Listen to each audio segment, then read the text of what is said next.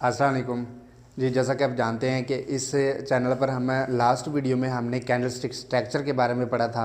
उम्मीद है कि इसमें आप तमाम तरह के कंसेप्ट क्लियर हो गए होंगे, और अगर अभी तक आपने वो वीडियो नहीं देखी तो आप उस वीडियो को पहले देखें, उसके बाद फिर इस वीडियो पर आएँ ताकि आपके तमाम तरह के जो कंसेप्ट हैं वो क्लियर हो जाएँ।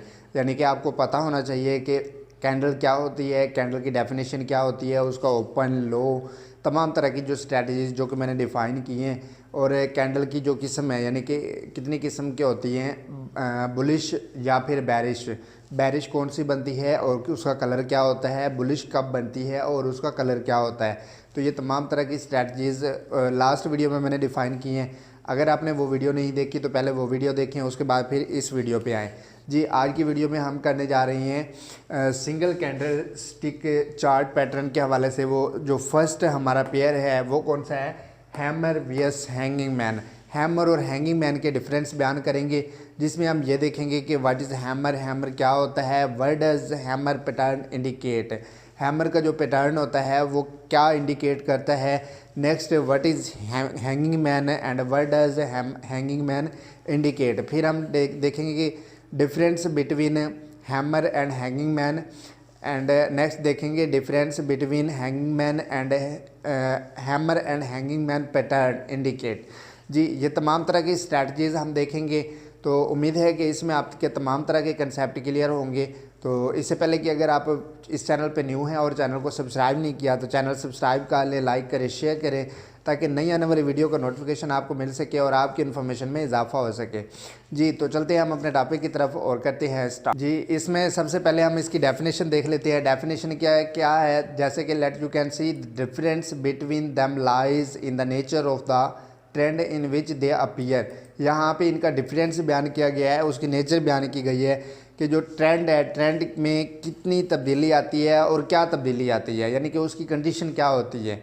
उसके बाद नेक्स्ट हैमर की डेफिनेशन क्या है, the pattern which appears in a falling trend indicating a bullish reversal. यानी कि ये क्या होता है, ये आपके बैरिश ट्रेंड में बनता है। यानी कि बैरिश ट्रेंड जब बहुत ज़्यादा डाउन हो चुका होता है तो उसके बाद ये हैमर बनता है, और हैमर बनने के बाद वो क्या करता है, बुलिश रिवर्सल, यानी कि बुलिश की तरफ ये जो है वो ट्रेंड को रिटर्न कर देता है, यानी कि बाई ट्रेंड में आ जाता है। Is called a hammer. वो जो कैंडल क्या करे, जो बैरिश ट्रेंड पे बने और बुलिश ट्रेंड की रिवर्सल दे, उसको इंडिकेट करे, वो क्या कहलाएगा, हैमर कहलाएगा। हैमर जो है वो कहाँ पे बनता है, सेल ट्रेंड के एंड पे बनता है, और जब ये बनता है उसके बाद ये बाई ट्रेंड की तरफ मूव कर देता है।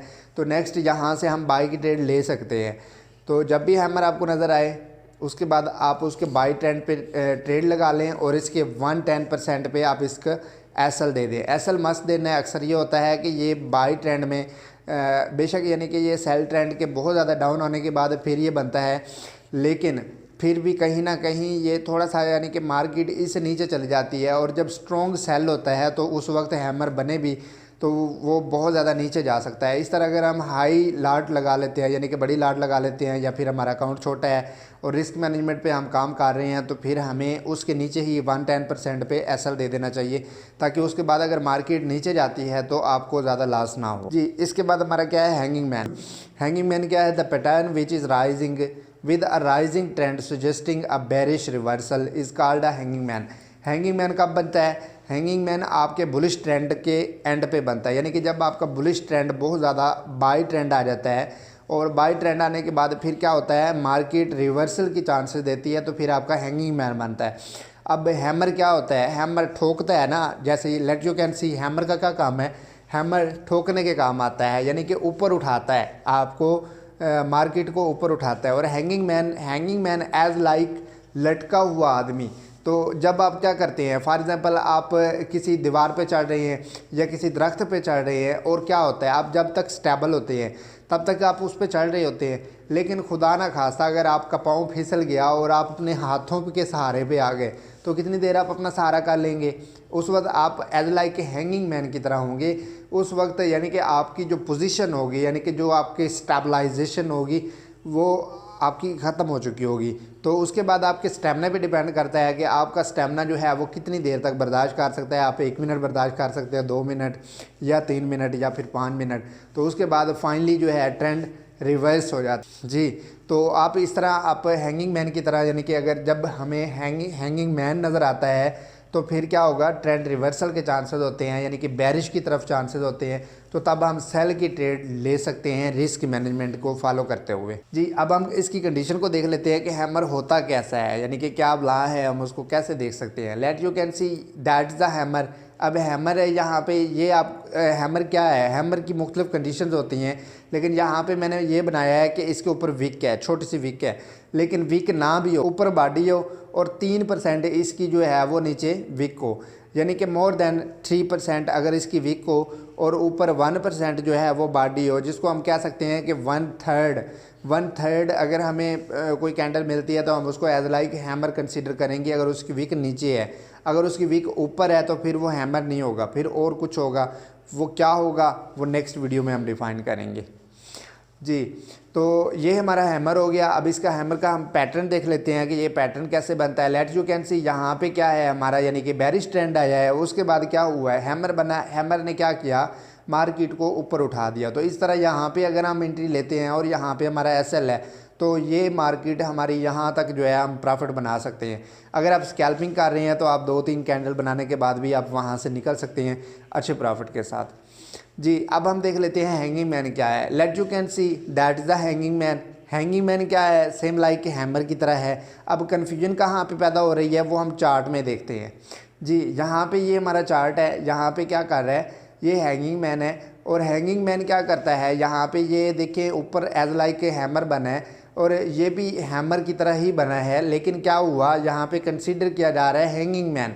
हैंगिंग मैन क्यों कंसीडर किया जा रहा है, क्योंकि अगर ये बनेगा सपोर्ट पे तो हैमर कंसीडर होगा, और अगर ये बनेगा रेजिस्टेंस पे तो क्या, तो ये हमारा हैंगिंग मैन कंसीडर होगा।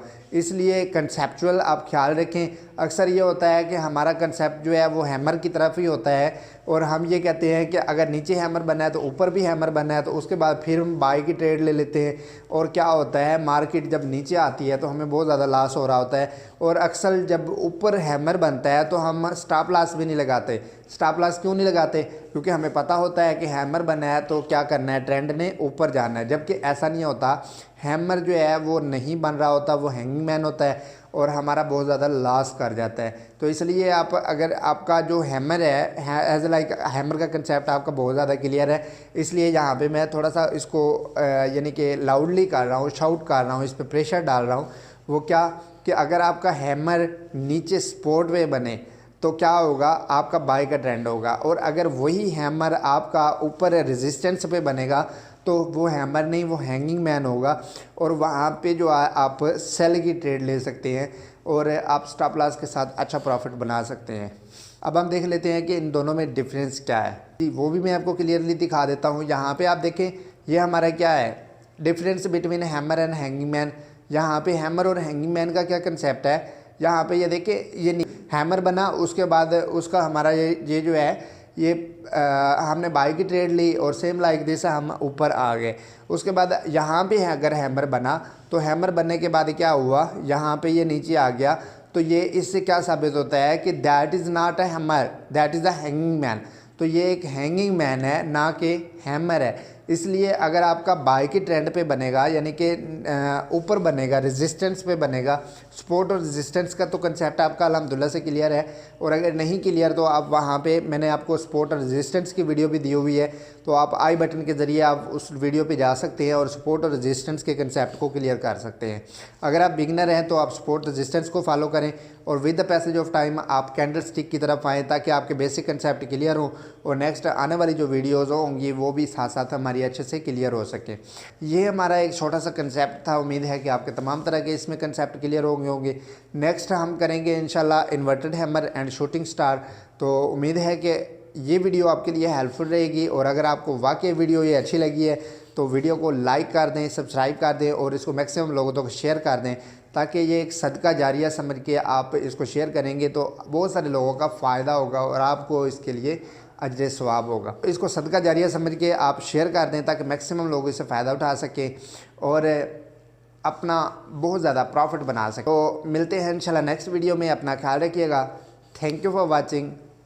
अल्लाह हाफिज़।